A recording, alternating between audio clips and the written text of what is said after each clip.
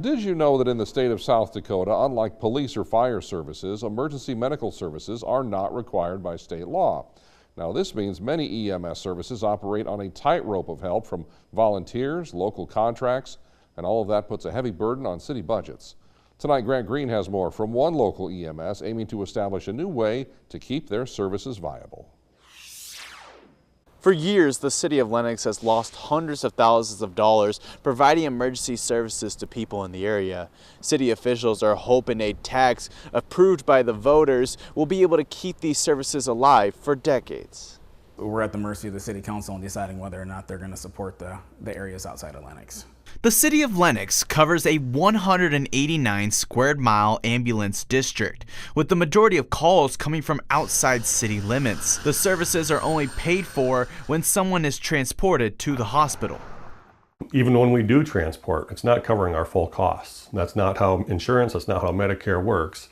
And those reimbursement rates just don't cover all of what we need it to cover. To keep the emergency medical services available, as they have been for 50 years, the city is forced to cover costs using its sales tax. Every dollar that we have to subsidize EMS out of the second penny is a dollar that we can't spend on critical infrastructure needs. The city believes establishing a tax based on property evaluations that covers the whole 189 square miles of services will create a more sustainable model. And they believe they have a good pitch to establish a new tax in a state constantly looking to free itself from them.